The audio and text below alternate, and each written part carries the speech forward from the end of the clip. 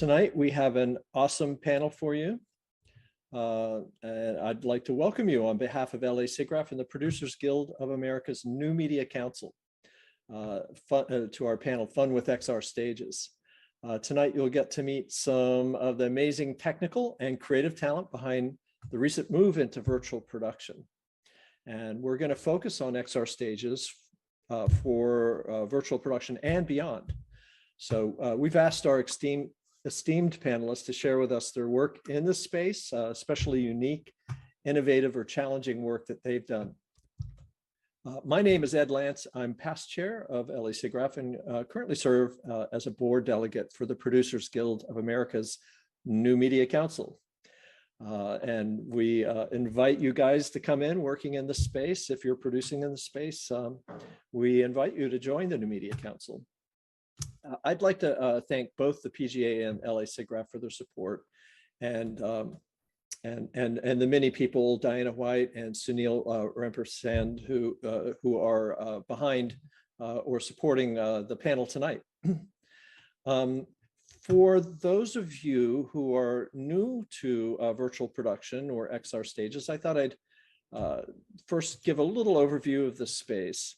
What is an XR stage? Well, you know, it's a stage designed for virtual production that uses mixed reality, or XR, sometimes spelled with the little XR, which stands for extended reality. And it's kind of, XR is kind of a catch-all term for VR, MR, whatever R, you know, even domes or whatever, you know, and XR stages. So, but essentially what we're doing is we're replacing green screen shots with real-time CG imagery.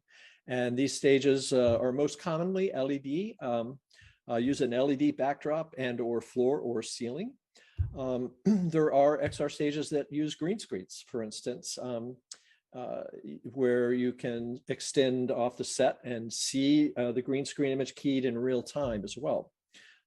So the cool thing about this technology is that the computer graphic environment that's projected on the backdrop has accurate parallax as the camera moves. So it looks very realistic in the lens.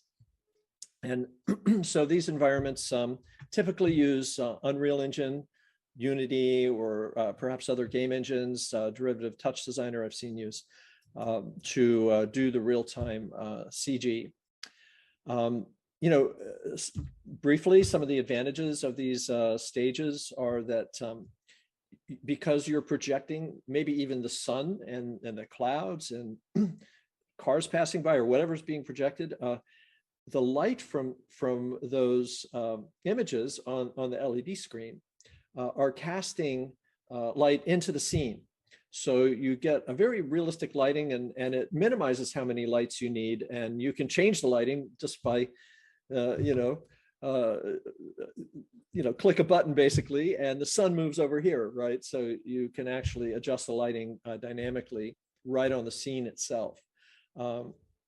Another thing that's very cool about these stages is the real-time set extensions, where you can actually pan the camera off of the LED stage all around the room, but you're actually looking into the virtual environment. So cool stuff. And what's great about the virtual production is that you're replacing, you know, expensive location shots, which even with COVID, of course, has been even difficult to travel, with 3D environments, in some cases just stock 3D environments. There's just an increasing number of these environments that are available. So, and of course, you know, the low carbon footprint, there was recently a publication that showed a study that showed 130 times less carbon footprint for virtual production, which I thought was very cool. We're eliminating green screen spill and the need for keying. So if you have a scene that has a lot of chrome and glass and reflective elements, if you're against a green screen, that's a lot of work to remove all of that. So of course, when you have an LED scenery projected, what's bouncing around are reflections of the actual virtual set. Of course, talent can be looking and responding, so you get these accurate eye lines.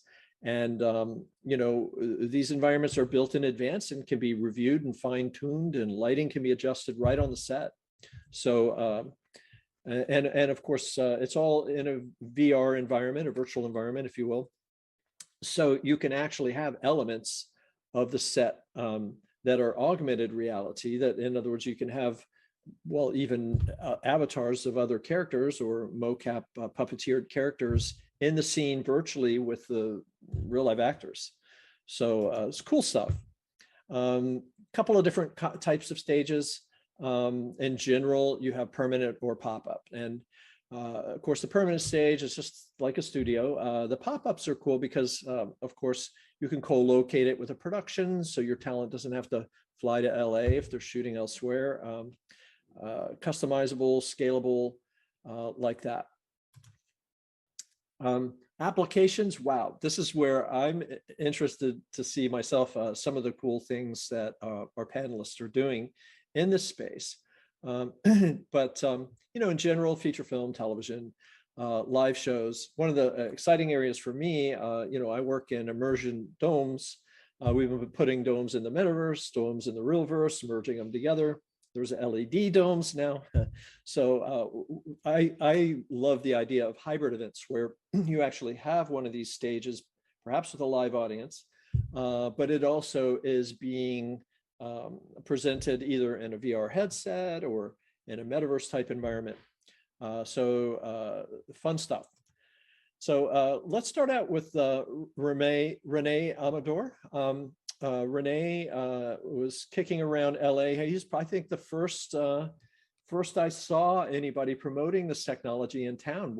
Back in 2017, right, Rene? That's correct. Yeah, I think we chatted way back then. Yeah. So why don't you tell us what you've been up to, how you got started in this, maybe? What are you guys doing in this space? Yeah, we're doing quite a bit right now. Obviously, in the beginning of the pandemic, everyone was trying to figure out how to respond to the new demands of production, social distancing, reducing crew size, not wanting to travel, all that kind of stuff. At the end of the day, it all kind of virtual production provided a solution for a lot of those problems. So that's what we've mostly been up to, is trying to address kind of the new normal in production. Yeah, so that's what we've been up to. I do have a small slideshow. Should I go through that? It's just please go ahead. Okay. Bring us up to speed on the latest and any cool projects you'd like to share. Okay, I'm going to do that right now. So hopefully in a second, you're going to see a nice blue and red slide. Got it. Okay, perfect. Okay, so I'm Rene Amador. Just as Ed has said, I'm the co-founder and CEO of ARwall. We have been around in the LED XR space so long that we are actually were around when it was called AR, augmented reality, and people didn't know that there was going to be different names. So there's basically VR and AR. So if you're wondering about our name, we're Augmented Reality Wall. Okay, next slide. So as far as my background, I'm actually a commercial director myself. I started working in startups around age 10, so then I worked for 16 startups. So this is not my first time around the merry-go-round. If you're wondering how I got started at age 10, my dad ran a tech startup, so I was helping out with the marketing then. But afterwards, I went to film school. I did a viral hit in 2002, which was called Real Ultimate Power, the official ninja movie. So if you're a fan of Real Ultimate Power, this is a shout out to you guys. But then beginning in 2016, ARwall, we started pioneering these types of LED XR backdrops. Most people know us from our South by Southwest win. So on the bottom left, you'll see that's the big check that we got at South by Southwest. This is where most people ended up learning about this technology initially. Yeah. These are the clients that we've won already at ARwall. I don't want to turn this into a sales pitch, but as you can see, we work with a lot of big studios. But I should also mention, we do work directly with brands and with smaller production companies as well. So you'll see some smaller names on here as well. Okay, so here is the juicy stuff, the actual video. So I guess I'm not full screening this, but So this is just a sizzle reel that we built for 2021, showing off some of the work that we've done. And it's all over the place. It's feature films, it's TV shows, it's music videos. There tends to be a common theme in the work that we do specifically at ARwall, which is that it tends to be smaller productions that are looking to enter this space, do something experimental, and see how far they can push it. We even done miniature stuff, so you'll see some of that here. And vehicle shoots, of course, tend to be a common request.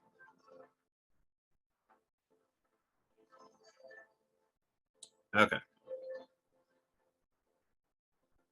So there's your first hint at what this actually ends up looking like when you're on set.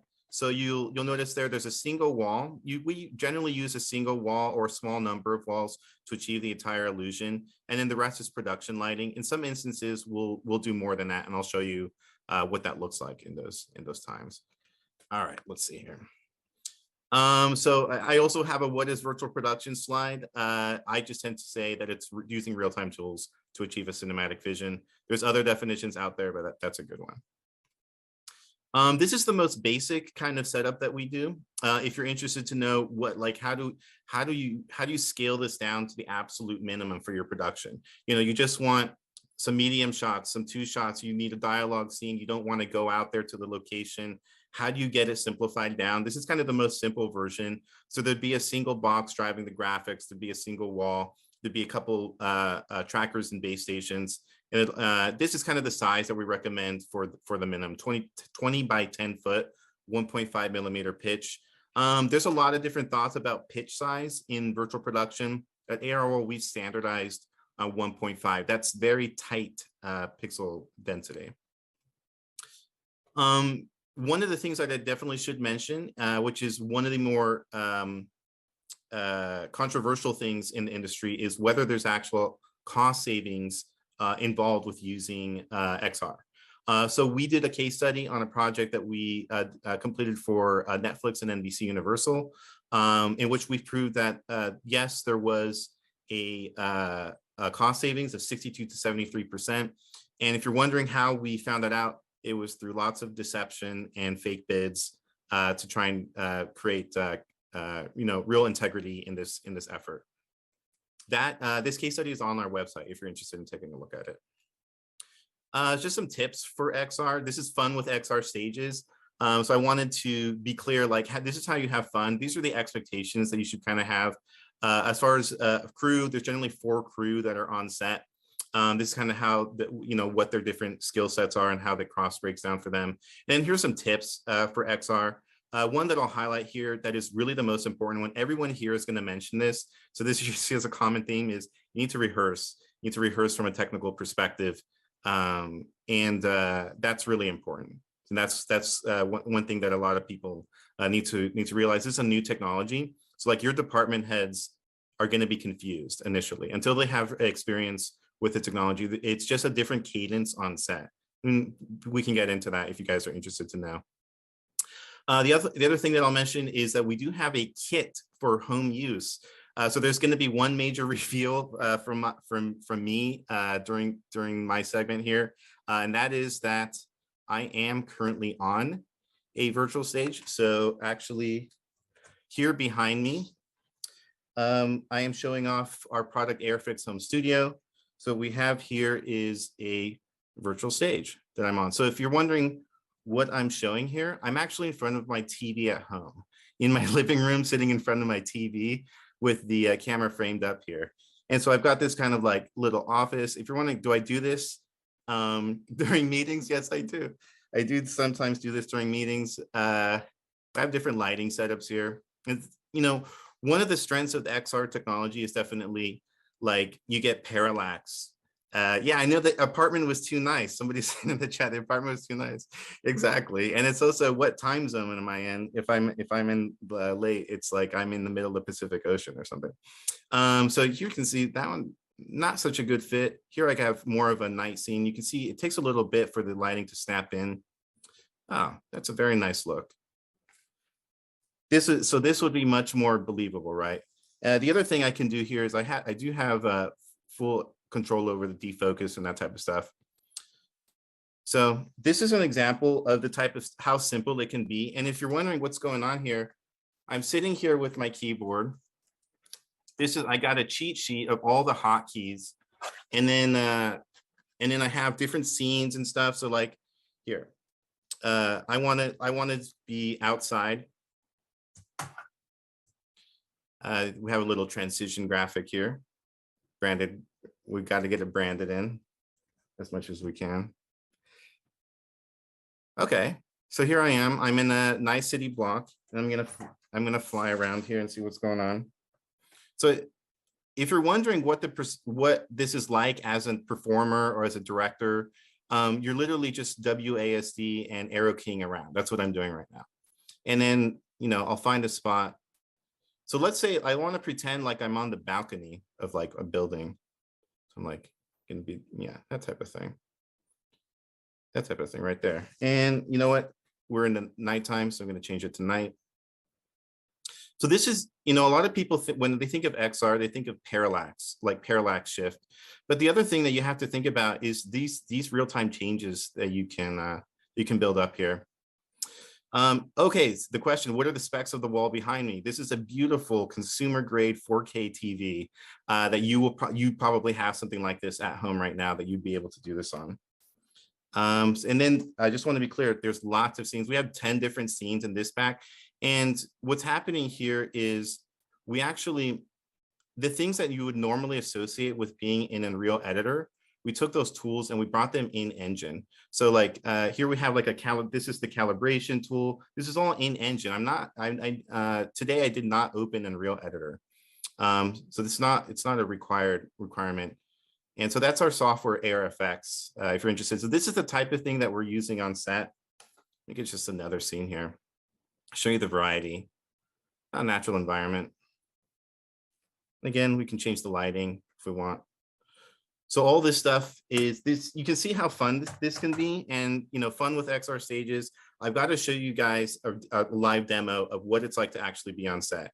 And some people we've been on sets where we've got lots of screens above, behind, around, surrounding the actors and set pieces.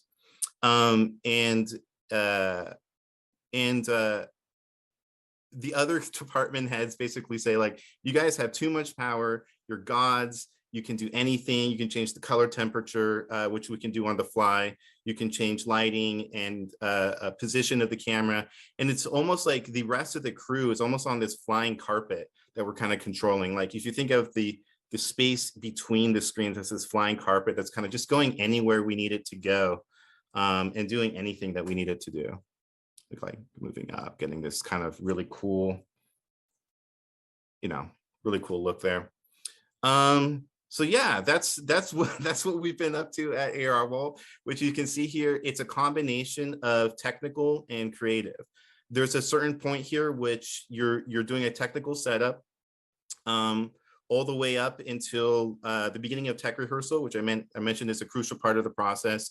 And then at that point, it becomes a very creative process, and it's almost something akin to visual effects compositing, or akin to doing finishing work or color grading work, which is work that I used to do.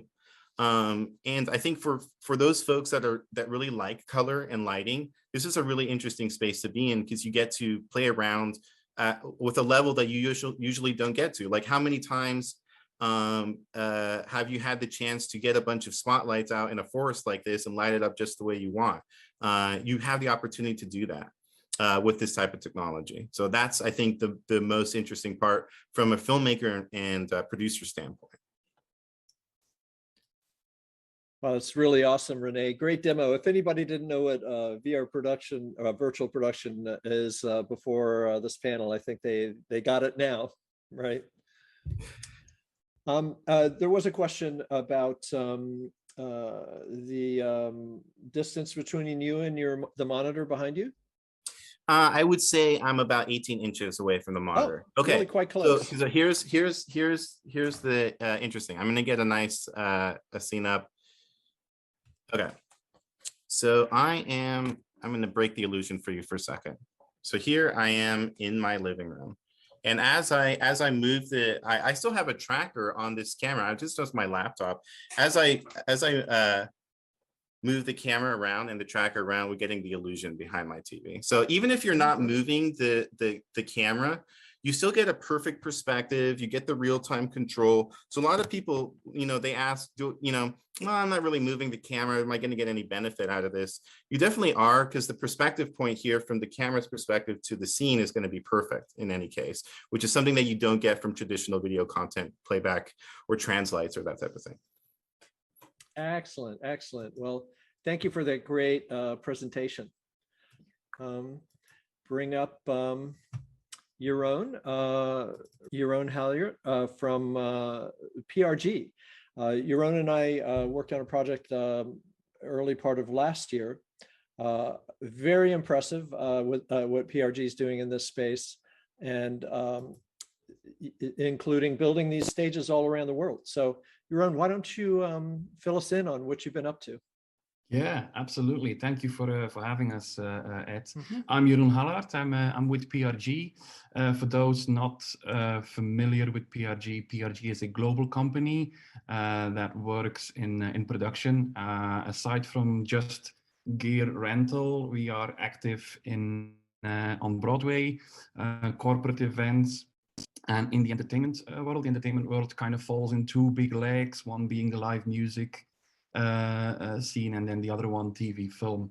And being active in all these fields and having all the gear to supply those fields with all sorts of productions, small and big, enabled us during the pandemic to really explore further some things that's been growing and evolving over the past few years. Because don't forget, XR really is the results of decades worth of technology coming together almost into a new production paradigm. AR has been used in sports for over, I think, 20 years now, going back to the introduction of the 10-yard line overlay. 3D tools have been combined into video playback and media servers to support the popularity of projection mapping. Tracking tools used to place an object, as Rene just showed, or a person or a camera in 3D space. They've been implemented and developed for the last, I think, 20 years. So who expected that sports graphics, video mapped cathedrals, and moving lights following a stage performer to all meet as one production tool set? So that's really exciting. Big steps that virtual production took the last 2.5, 3 years. And it took the language and practice of real-time content generation, as well as the use of pre-visualization tools in the film production world to bring all these pieces together. And you brought up the example Ed and I worked on, Ed and the team at PRG rather worked on. But I wanted to show you also a little overview of what PRG has been doing in the virtual production space globally, with examples from across the globe, Europe, and mainly LA, as LA is our flagship studio. So if you allow me, I'll show a little sizzle reel explaining what we currently have and what we're working on.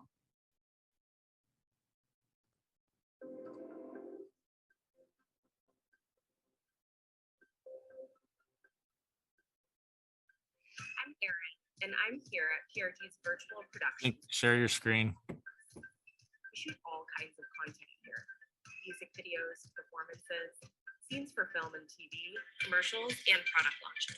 Hey, Jeroen, we're not seeing your video. You might want to click on share screen. There you go. Awesome. Look at that. We built the stage in our LA Depot warehouse to be 70% larger, allowing room for more people, props, and the space to create pretty much anything imaginable. This 15,000 square foot studio space is ready to roll with a number of in-house capabilities, including monitored suites for directors, producers, TDs, camera operators, and audio engineers, with the power to route video feeds tailored to your preferences. PRG has been working at the forefront of virtual production for years. We decided to create our own in-house virtual production studios to really create something entirely new.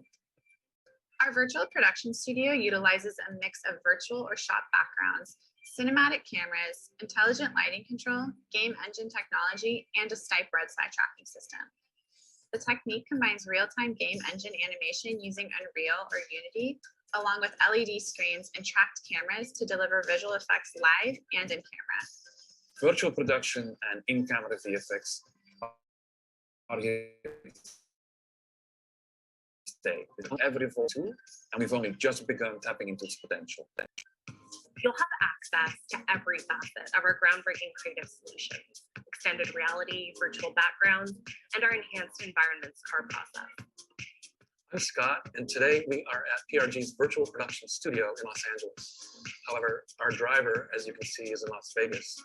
What we have set up for you right now is an example of PRG's enhanced environments, where we have LED panels doing lighting, reflections, and replacing blue screen or green screen.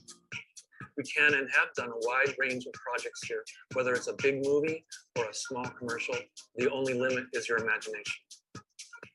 Studio is equipped with L Acoustics Elisa immersive hyper-real sound technology. This system enables artists to create and deliver multi-dimensional sound for live and recorded productions. You'll have the tools to engulf your audience with binaural sound. Hi, Scott Sugden, Head of Product and Technology Marketing for L Acoustics. I'm actually here in Los Angeles at PRG's virtual production studio, where we've melded extended reality staging, visual elements with binaural sound design. So it's a really cool combination of technologies that really can immerse an audience in an experience fully from the visual to the sound. Right here, the room I'm sitting in, we actually have a 7.1 reference mixing space. And so the engineers and the creative team can sit in here and hear an experience that is almost identical to what people would hear if the room had 30 or 40 speakers, or if someone's at home on a pair of headphones. And so it makes that process really dynamic, really fast. And that's a powerful aspect of Elisa, and that's a powerful aspect of what PRG has created here. We offer the largest global inventory of cinematic camera equipment in the world, including our proprietary 35 Live multi-camera system, which gives you the best of both worlds. We pair cinema-style cameras with broadcast networking. You've seen it in the Super Bowl halftime show, you've seen it in fashion shows, comedy specials, and live to television theatrical productions. Modular, flexible workstations are available to accommodate plug-and-play setups depending on the needs of your production. Whether it be shading, EVS, utility, or graphics, these stations are purpose-built and pre-routed with infrastructure and video signal plugins. Virtual Crowd is a fully scalable and customizable multimedia technology. It allows artists, speakers, and performers to interact with their remote audience in real time, while seamlessly showcasing high-quality production value and design within the online experience. You and your talent will be comfortable with standard amenities such as conference rooms, break rooms, artist green rooms, previs suites, washrooms, and a green screen flexible studio offering a gallery view of the stage. Set in our LA Super Depot, it provides access to every type of equipment or expertise needed for TV film, music, and commercial projects. These services are offered a la carte, making the space scalable to the most simple or complex production. For any questions regarding our studio, including bookings and technical specs, email us at ladigitalstudios@prg.com. All right. So that's what we've been up to, Ed. One thing I'd like to point out is that not only we've been working on the visual aspect, but as Scott was explaining in the video, we also took a few nice steps forward when it comes to sound, and we're now combining tracking not only talent tracking cameras, but we can also now track sound in a way and bring that into the immersiveness of an XR shoot. Another thing I'd like to point out on this panel is that if people take away one thought from this panel is that do not underestimate how little we all know, although I'm in the presence here of great minds, but how little we all know today about XR production, about virtual production. It's really something that's constantly evolving really fast, which makes it exciting at the same time, of course. But it cannot be understated how much of the production playbook must be completely torn out by the roots and basically rewritten to use the tools effectively. Existing budgets and schedules no longer apply. Team hierarchy no longer applies. The engineer in the back of the room that the executive producer barely knew existed, he or she is now telling the director what shots will and won't work. So it's a complete change around, which is fun, which is exciting, but it's gonna, as Rene was pointing out as well, it's sometimes hard for the client to understand. And after all, it's the same kind of team with the same gear running the same screens, right? And all we did was plug in some camera data, and what's so hard about that? Until we actually end up doing it. And we all know that when obviously the camera tracking data doesn't match anymore, all of a sudden your whole production comes to a screeching halt. I'd like to show as well the production Ed and myself were working on a year ago now, which was, it's a hybrid event, I can say. It was both for people, live audience we had, and also broadcasted live using XR technology. And Ed's team and the PRG team came up with a very creative, original solution to basically give the audience in the bleachers, an audience of about 150 people on an angled bleacher, a very specific angle, very specific position as well, because we wanted to give the people in the live audience also the feeling of making sure they are actually in the sweet spot, and we're looking at the screen at the reveal, giving the same kind of immersiveness that people at home would have. But I'll share with you what we did. And this time I'll actually share my screen. When we talk about electric vertical takeoff and landing aircraft, most people think of flying cars. So when we were thinking about what we wanted to do to reveal our first aircraft to the world, we started with a really big, bold vision, a vision that could match the same vision we have for Archer. So we're going to change the world when it comes to these aircraft. And so we couldn't do something that was run of the mill for our launch event. We had to do something that had never been seen before, that was groundbreaking, not only in the aviation industry, but across industries as a whole. We decided that this project really needed an LED stage. And PRG is the one who came forward and said, well, sure, we can do that. We can also do the lighting. We can also rent you the cameras and all of the equipment and provide the whole crew to run everything. That was very attractive for this project, to work with a single provider who could deliver all of those services and handle all of the interpersonal relationships. The creative brief from the client was really creating an immersive experience for a live audience and for people at home watching this on their screens. The simple answer to that was obviously XR. It's the most immersive technology that currently is existing for any kind of video productions. The big challenge we had here, however, is how do you bring the live audience together with the viewers at home? PRG, I would consider them a leader in the XR technology. They have an XR stage at their facility, which is great. You can come up with a project and go do it on their stage right then and there. So we wanted to bring that to a much bigger space. We wanted to make what their stage is and make it like basically 2X, which is, I think, currently the largest XR stage to date. So we came up with the idea, and with the support of our broadcast team, who have been doing remote productions for ages, how can we combine the two? How can we bring XR on the road? So we came up with the idea of a mobile virtual production studio. And that's what we've done here exactly. The reason we dreamt this up is because a technology like this needs a presentation like this. You really can't unveil an entirely new technology that's going to usher in a whole new transportation revolution in an ordinary way. The comprehensive ecos that we have behind me in terms of visuals, and not only the visuals on the screen, but also the lighting design, the XR component to the visuals, having a real playing on stage, being completely engrossed by speakers. It's gonna trigger all senses, the sheer vibration of the sound effects. It's gonna come from below the speakers, it's gonna come from beside you, you're gonna be shaking in your seat.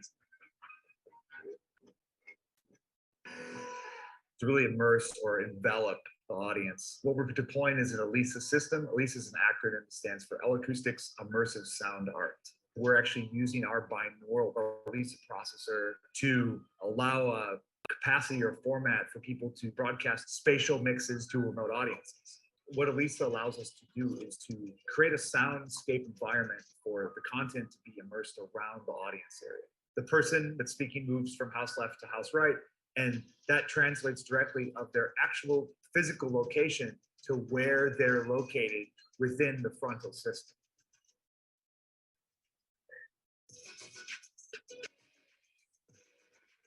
In the very early stage, the executive producer as well the creative director were talking to us about their ideas.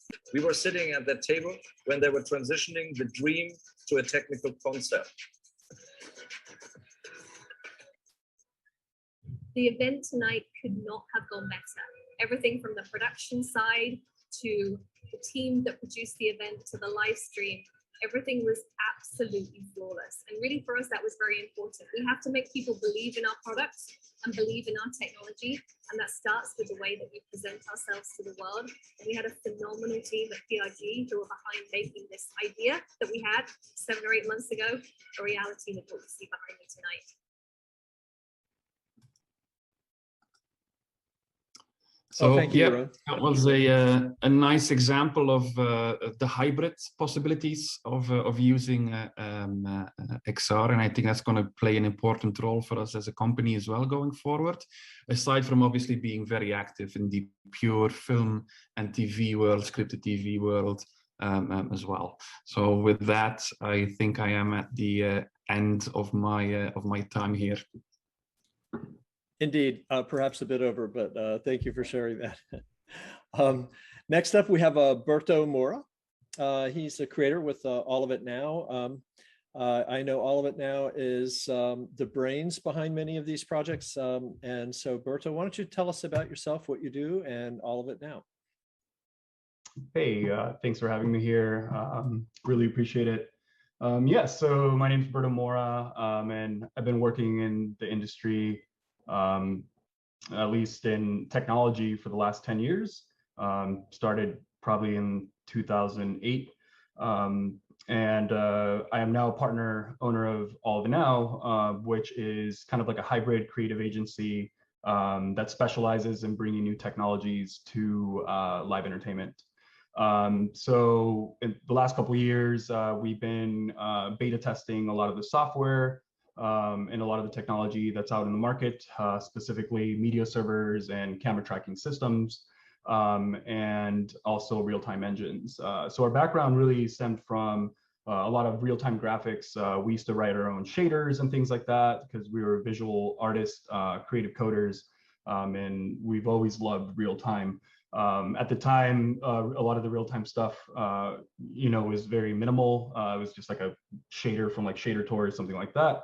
But over time, I had a really big fascination with computer vision and object tracking, to the point where I was developing my own object tracker, and being able to create installations for like museums and things like that.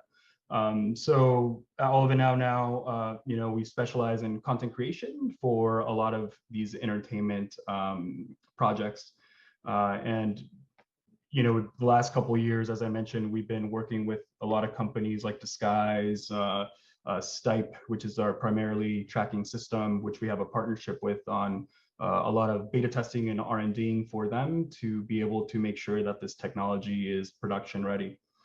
So we initially started with, using vibe trackers and very simple things like that, like Connect sensors and real sense sensors to be able to track and prospectively map or spatially map content onto a screen. And then eventually we realized that we kind of wanted to take it, a step further and really get into more broadcast solutions, which kind of led us into using Disguise, Brainstorm, Pixatope, many flavors of Unreal Engine to be able to produce these type of effects. I kind of think of it as like a magic illusion, kind of like a digital practical effect today. And that's a little bit of what we do there. One of the things that I wanted to show, I really don't have many videos, but I would like to kind of share one of my favorite projects. One of my favorite projects was the Cascade Fortnite project, which we actually collaborated with PRG on this project. It was shot on their stage. I'll go ahead and share my screen here so you guys can kind of get an idea of this project, of what we're talking about here. But we've done, anything from commercials to music to even live XR with real-time camera switching, which is like one of the hardest things to do.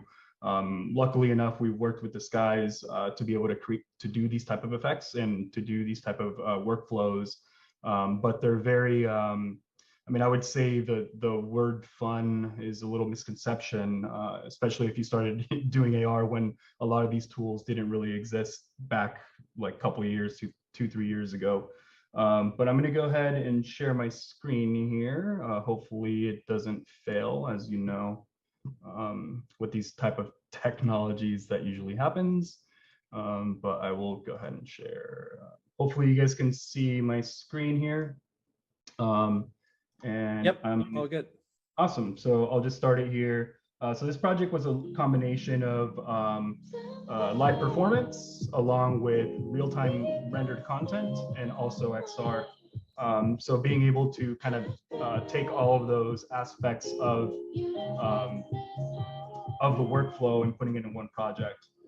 So I'll just let you guys see this for a little bit.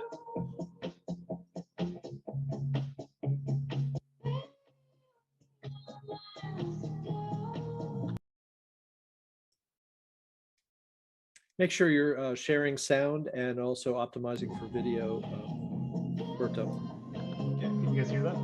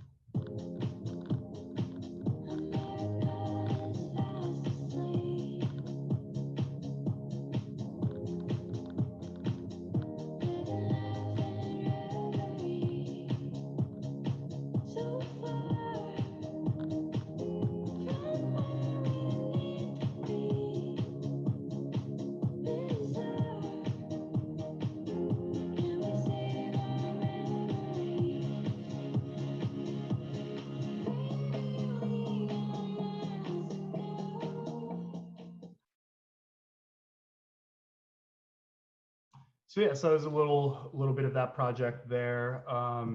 So that project was pretty interesting.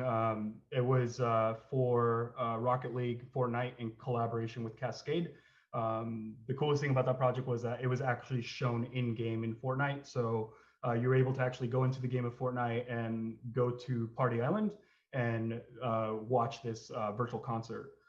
As you saw in the video, we kind of showcased a little bit of the Unreal Engine, which was developed in Unreal Engine. And we also, if you saw, we've also created a previs tool for the camera director. He really wanted to have all the cameras mapped out within the game engine so that he can actually plan his shots and everything like that. So we were able to do that with the magic of having a controller and connecting that to Unreal Engine to be able to kind of drive that around so they can kind of like previs their shots through the engine, which is pretty incredible and very useful because we're able to see, if the shots were actually going to work for the, if they're going to work, for the space and things like that. And yeah, so that's a little bit about that project. It was all real time. It was all the lighting was actually controlled via MA3 by Far Right Productions, which is super awesome. And one of the coolest features that we used on this project was a feature created by Disguise called the virtual zoom. And the virtual zoom has been something that I've always wanted for a very long time in this type of technology. It really allowed us to extend our camera beyond the limitations of the physical space. So we were able to really pull back and really have that shot, like if you were, driving, a blimp camera or something like that. All those movements were actually done with the jib. The feature just allowed us to really pull back and really have the performer inside of that volume, but be able to kind of prospectively map it based on a longer distance than we can physically travel, which to me was, one of the most fascinating features of this type of technology. So that's a little bit about that. I think so that was like a concert, virtual concert that we did. I would also like to share a little bit of this. We also worked on America's Got Talent, and we worked on different pieces there, and it was all done in Unreal Engine.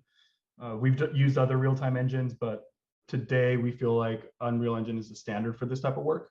Unless people have customized engines that they use internally. I'm sure there's companies out there that do have those, which a lot of us don't have access to. So I'm going to go ahead and share this again, and hopefully you guys can see that. And I'll just bring that up. So this is just going to showcase a little bit of our work at America's Got Talent, of how it was used in the production for live TV.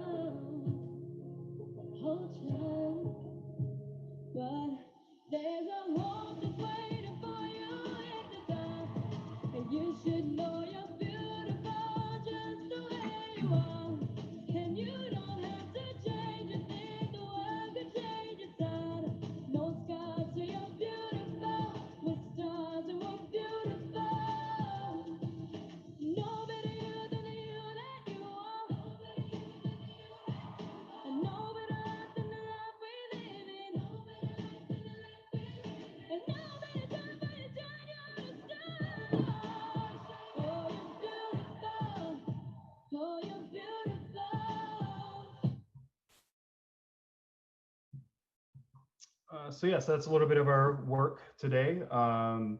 Thanks everyone for taking the time to take a look at that. And yeah, I think for now, I think that's all I have, unless anyone has any questions, and we can save those for the end. But thank you very much. Very cool, Berto. You mentioned Unreal Engine in association with your Fortnite project. Were you actually? I think I can hear. Were you actually able to? Somehow use Unreal in Fortnite? How did that work? Can you hear me okay? I think my speakers are not working properly. Oh, yikes. Well,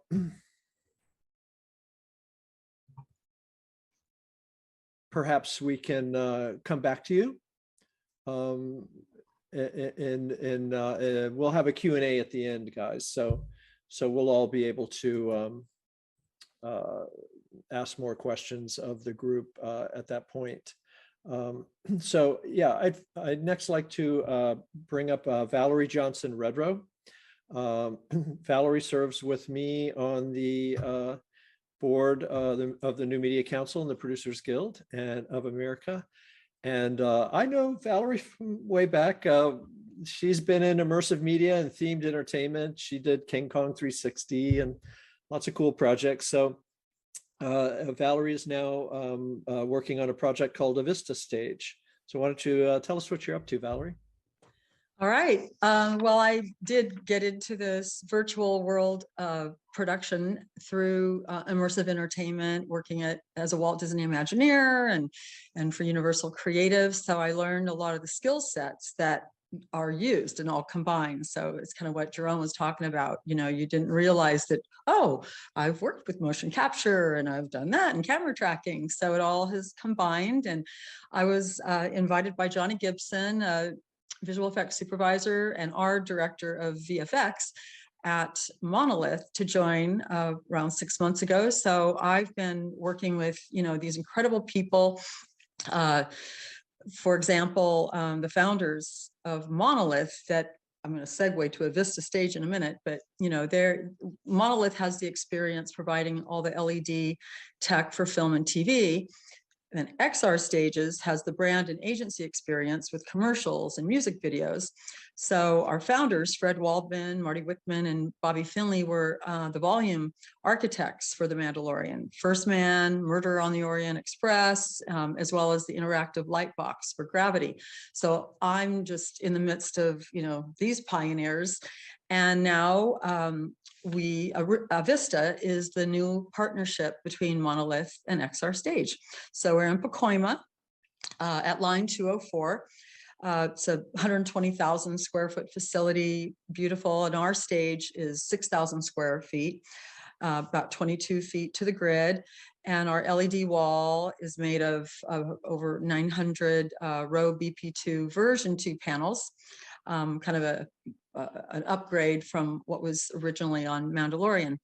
So I'd like to play just kind of a fun reel. It's not a sizzle reel, but it's going to show kind of what we do for fun. We had to create some of our own to have some visuals to share, you know, because a lot of times you can't play some of the big projects. You don't have the right to do it. So we have our own. So I will share my screen.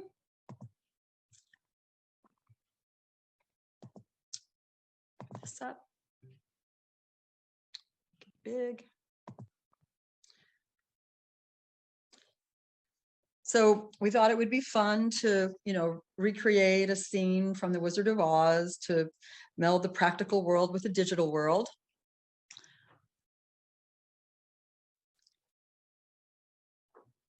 And we did this about 8 months ago. Here's a Pepsi commercial, one of 8 that we did, and I'll tell you about that challenge later. And then everybody's got to have a moonwalk. This one, we played around with the reflections off of the face shield, the ones we could use, the ones we wanted to keep. And then for those that need to be replaced in post, you know, we put some tracking on it. Here's more of the Pepsi commercial. And here we see our team with Johnny Gibson, our director of VFX. We're developing various pipelines using dimensionalized photograph sources like this downtown LA scene.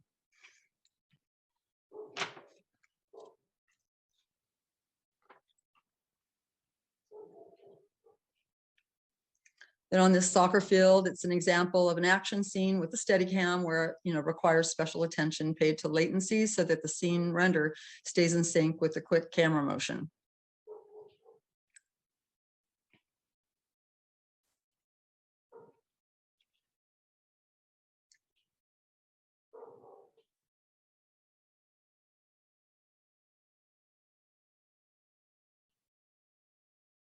And this was a test for a potential movie using Constance Zimmer, an actress that you might recognize.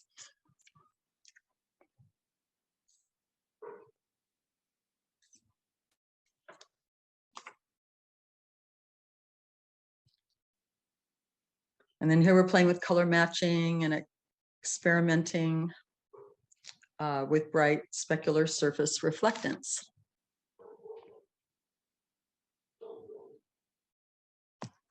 All right, so I will go back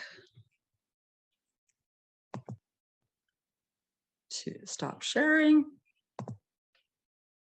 Okay. So I wanted to just, if you guys do have any questions about Avista. I also have a reel. We had a really fun challenge at some point with Pepsi during COVID. It was a great time, as everybody knows, things blossomed in this virtual production world. And Pepsi gave us a challenge to do as many commercials as we could in the least amount of days. So we took that challenge, and actually we were involved with Isaac at his other XR stage. So I've got, let me share my screen again. Just close this.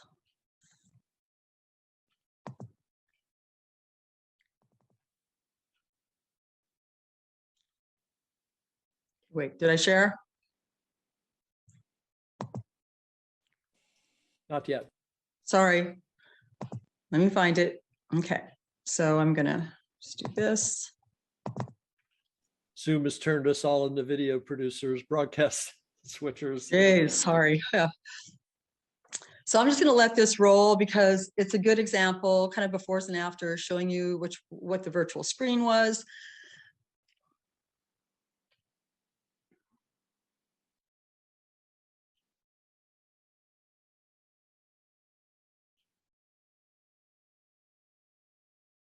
And Isaac can fill us in on some of the fun stories about it.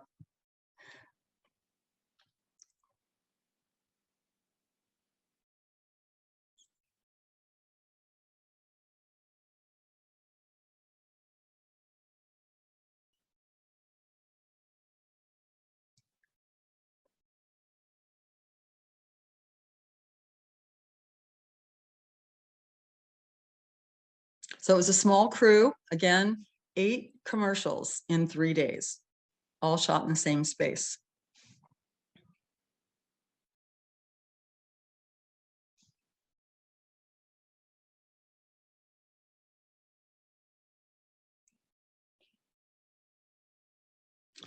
We do a lot of car processing shots as well.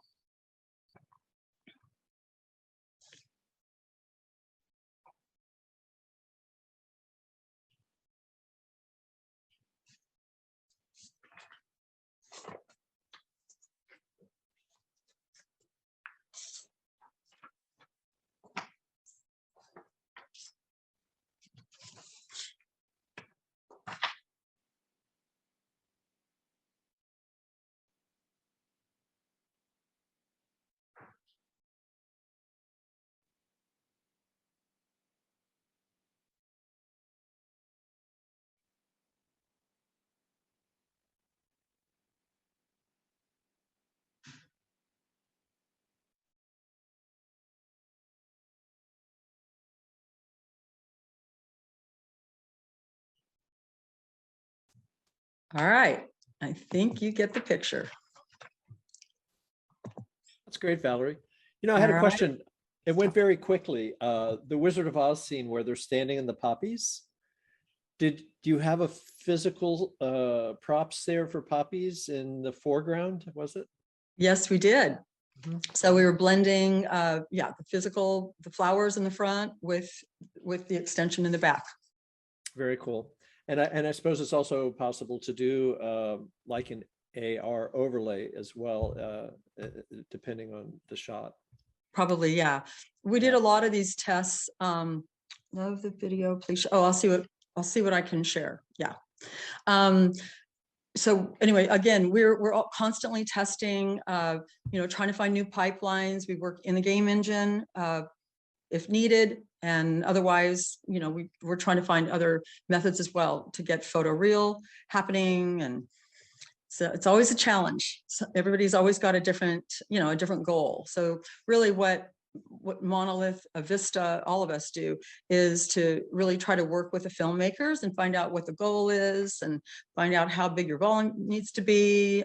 We've got several stages. We've got Atlanta, Nashville, going to Mexico soon. So we have a lot of plans to accommodate a lot of people. Excellent, excellent. Well, thank you so much for sharing. And as you said, I've challenged everybody to share case studies from projects, but a lot of the feature film projects you're not able to share. So, but thanks for showing us what you have there. Great. Very cool. Very cool. Next up, we have Brian Doman he's the director of virtual production with Monolith Studio. Brian, what you been up to? Hey, everybody. So first of all, thanks for inviting me to this event. I'm really looking forward to hear what everyone's questions are. I'm working with Valerie at Monolith Studios. I'm the director of virtual production. My focus really is on a subset of everything we've been talking about, which you'll hear this buzzword, in-camera visual effects. And so in-camera visual effects is anytime you're getting everything you need for your shot in camera. And today, we're using LED panels to do this kind of work. In the past, you might put up a green screen or a blue screen to give yourself something to key, so you can put your backgrounds, your environments, your characters in after the fact. But we're doing this all in real time, and the challenges there are many, as you might imagine. So accurate color reproduction is a huge one. Stability of the systems so that your shoot runs well and on time is a huge one as well. So we use a mix of techniques at Monolith. We, if the setup requires some 2D media, we can do that. We dimensionalize photography to give a little more leeway to photographic sources, and then we use full-on game engines as well, as a lot of the panelists have talked about. Epic Games Unreal Engine is a leader in this part of the world. For the producers out there, some key takeaways from this, if you learn nothing else, is planning ahead of time is a must. And if you're used to a 20-week pre-production schedule for a typical effects film, and you want to do in-camera visual effects, double that immediately good. You probably want something like a 40-week pre-production schedule. Tech viz and pre-viz are critical, and planning out every shot that you want to do. Different setups might require different techniques, and there are a lot of efficiencies that you can gain if you do your planning ahead of time. Final pixel is another buzzword that you're going to hear a lot with in-camera visual effects in particular. Final pixel just means that the imagery that you're lighting up your wall with is imagery that's ready to go in the can for your final shots. That's not to say that every shot that you're going to do on an LED volume is going to be final pixel. There's a lot of ways to use this technology that are going to benefit you, even if your artwork is not quite ready for final pixel. You might have environments that are in some kind of temporary state, they're not quite finalized, but you still want to use those when you're shooting, so that you have material that editorial can cut with right away, that has all the context to tell the story, and interactive lighting on your talent and on your practical sets that are gonna move your project down the road. I myself spent a lot of time in virtual production before it was really called virtual production. I'm talking about motion capture and simulcam on effects heavy movies.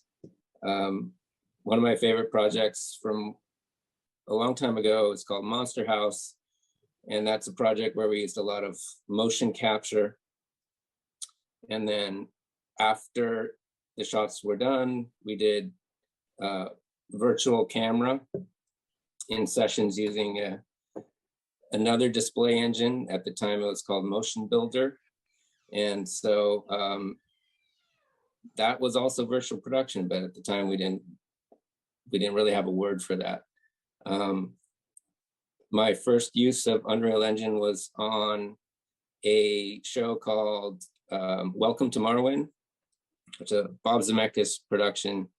And so if you saw it, you'll have noticed that the protagonist, played by Steve Carell, goes into this doll world. And so the doll world was all Unreal Engine rendered material. My first in-camera visual effects show was season 1 of The Mandalorian. And that was an exciting 18 months of R&D trying to figure out how this thing could actually work. And Epic Games was really leading the charge and providing all kinds of development resources at the time to make sure that that project was the success that it turned out to be. And not to mention Jon Favreau and Greg Fraser, who bought into the vision entirely and put all their resources behind it to make sure it was a smashing success. So I will keep my notes a little brief, and I'm really looking forward to hear what the questions are. Thanks, Brian. And I know that Monolith's working on or did work on Westworld and Ozark and Guardians of Galaxy 3 and MTV Music Awards, a bunch of stuff. Are you doing all this work on a stage in LA that you guys? I mean, how are you guys getting these jobs done, or are you creating custom pop-ups? In most cases, these are custom installations. So we will determine the needs of the project, the scale, the size, the shape of the volume. Some shows need very large volumes, and sometimes several very large volumes, and other shows just need smaller, simple volumes. So it depends on the needs. But basically, we will travel anywhere in the world and put up these volumes, whether it's Australia or London or Mexico City. Very cool, very cool. And now, are you wrapping LED stage around a set, or is there a way to swap out sets? Like, how does that work? Yeah, the trend now is large egg shape. If you were to look down, it's an egg with an opening. And so the opening allows for large set pieces to move in and out. And then typically there'll be what we call doors that are segments of LED that are mobile that can close off the volume as needed. Mm-hmm. Do you use LED ceilings ever for lighting or like that? Yeah. Yeah. Mm-hmm. Typically you want some sort of LED ceiling. On some shows, they want to have in-camera quality products. If they want to tilt up and see the ceiling, they want that to be an in-camera product. But for the most part, we use a different product for the ceiling that is a higher light output product. It's a bigger pixel pitch. It's not meant for in-camera use, but it's great for lighting contribution. Very, very cool. Well, thank you. And we'll bring all the panelists back up for some Q&A at the end there. My pleasure. Rock and roll. Finally, we have Isaac Campos, CEO of XR Stage. I might be mistaken, but I think XR Stage coined the term XR Stage. Is that right, Isaac? And I believe Isaac's going to come on also with his system integrator, Alex Vicente. Hi, guys. How you doing? Yeah. So I'm sorry, I missed the question. Can you repeat the last question? What XR? Well, I learned about XR Stage some years ago, and it sort of has come around that we're all calling everything this virtual production set an XR Stage. So, but that also happens to be the name of your company. So I was wondering if you guys sort of coined that term, or how did that come about? Well, when we first built our volume, about 2.5 years ago, at that point, I was working a lot with a friend of mine at Epic, trying to come up with a concept and the name and the brand. And at that time, he's like, not really a name that kind of describes the whole thing. It's so new. And so I started seeing that XR was starting to be used here and there. So, we bought the name and we registered it and trademarked it. So we actually do own it. And so it was just, back then the website wasn't worth much because nobody knew what it was going to be. I mean, it wasn't cheap, but it wasn't as expensive as it could have been because the website name. So we bought off them, and luckily the name took off because it could have switched to a different name and all that investment was for nothing. But it worked out. It's got its pluses and minuses. It's great because we got a really good search engine optimization, but then we get confused with other ones as well. We've had deliveries for XR studios in our building. We're XR Stage, so we've had trucks show up and start unloading, and we're like, what's this for? We don't have a shoot today. And they're like, no, you do. And we find out it's for a different stage down the street that has similar names. So it's got its plus and minuses. But yeah, Right we own it. Yeah, I noticed that some of the companies are using a small X and capital R. Maybe that can help dispel some of the confusion there. But why don't you guys tell us about some of the projects you've worked on? What would you like to share or talk about your stage?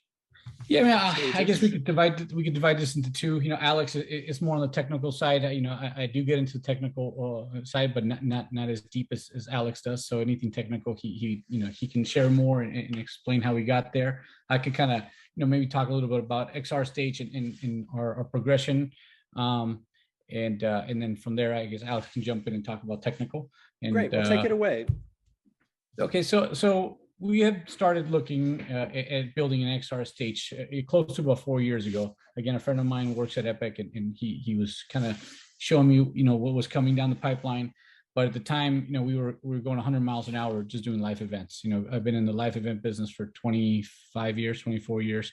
So even though I saw it coming, we didn't have the resources to focus on it full force. So as soon as COVID hit, we were about halfway done with our design and our purchases because we were already ready to build one. And right when COVID hit, we saw it coming pretty early. We have an office in China, so COVID hit there first. So we saw that it was coming, and all the shows started canceling. One after the other. Our calendar went from being completely booked to shows just falling off. So about 2 weeks into that, we decided to empty out our facility. We have a large space in Pacoima, empty it out and build an XR Stage just to test it and learn it. And we built a fairly large volume there, a 62-foot volume, 180 degrees with a ceiling. And again, it was just really there for testing, but it picked up and started renting it out. And now it was there with us, helping us, get it going. They helped us, learn the Unreal side of it, and with Unreal also helping us. And then we also integrated Disguise at the time. So our pipeline is both Unreal and Disguise, and our team is very good at both of them. But so we were in that building for about a year. And in that time, we started building a new facility down the street at a friend of mine's facility. He owns a company called Line 204, and they have a very large facility around the corner from us. And some of the projects that we had, we couldn't house them anymore. Our facility, even though it was large, it wasn't large enough. We only had enough parking for about 80 cars, 100 cars. And some of these bigger shoots really, take up double, triple that. So we decided to move it over to Line 204. And we built a volume there about a year ago. And I could show you some of the pictures and actually a little bit of the videos. But we built a much nicer volume, which is what's behind Alex now. Actually, that's the second version. The first version was just VP2. And when we teamed up with Monolith, we ripped that one down and we put the VP2 V2 it makes quite a big of a difference on the blacks and in a lot of the artifacts. So after doing some testing, we decided that was the best way to go. So that's kind of been how we got here. It's been a lot of fun, a lot of learning. And what's been best about it is just really meeting a lot of new people outside of the live event industry. Working with producers and directors, and has been a great change.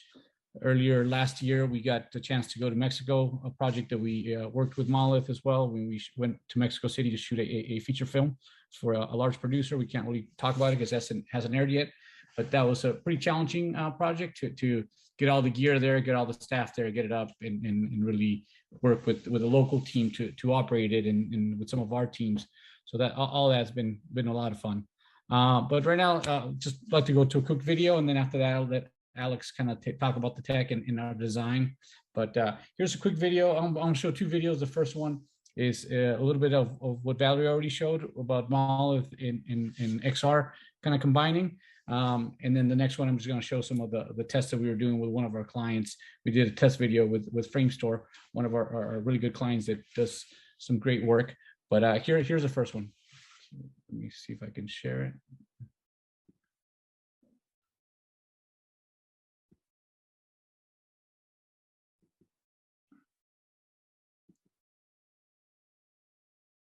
Can everybody see it?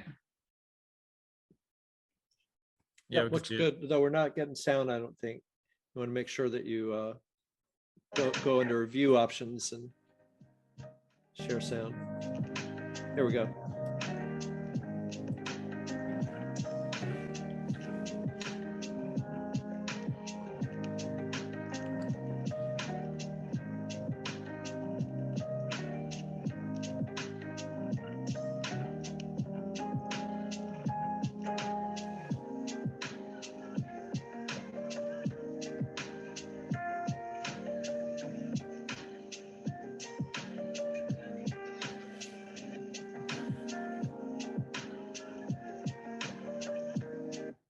So the rest of the video is Valerie already played most of it. We kind of got them mixed up. Here's another video that we shot. This is really just to test different scenes in our facility. This one does not have any audio. This was a collaboration with Disguise, All of It Now, ourselves, and Framestore.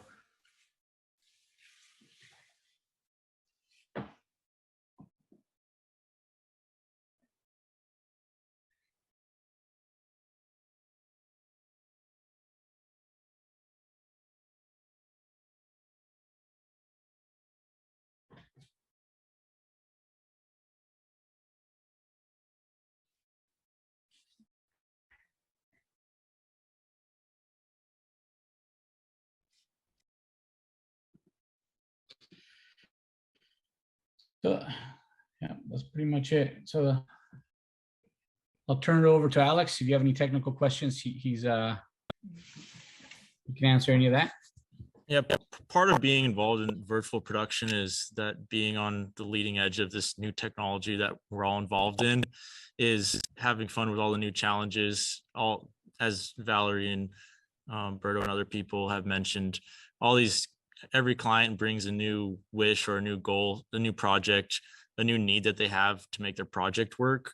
So we have some interesting projects, like one of the last shoots we did, we only used the LED for actual lighting, and then we had green screen for in camera, but we had the subject on a turntable, and we were able to take the real-time motion control data via OSC from the turntable through the Flare motion control software into Disguise to have a 360 environment, to have the 360 content rotate in real time from the motion control software.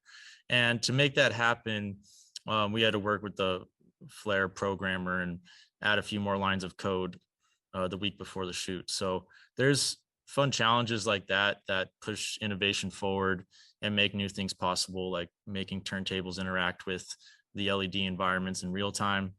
Behind us here, we have the Vista Stage, collaboration between XR Stage and Monolith.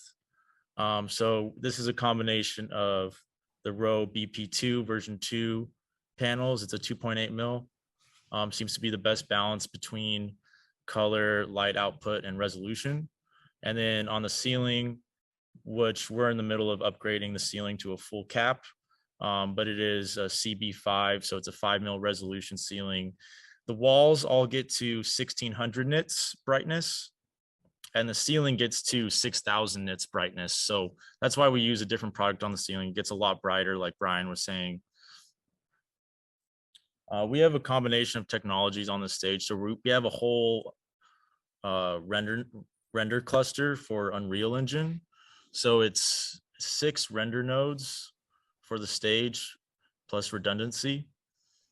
And then we also have Stipe camera tracking, which is the best camera tracking solution on the market. It's the most reliable and accurate. We also use Disguise VX4s and RX nodes when we have to do render stream workflows. I'm happy to answer any more specific questions. Yeah, if you have any more questions, please throw them in the chat. Happy to answer. We also do demos, like open house demos once a month for any cinematographers, DPs, directors, producers, anybody involved or wants to be involved in the virtual production space. We invite them over once a month for an open house at our stage. So I'll put my email in the chat. You can reach out to us about a demo or coming to our open house. We don't only work with commercial TV and film here. We like to help out colleges in the area.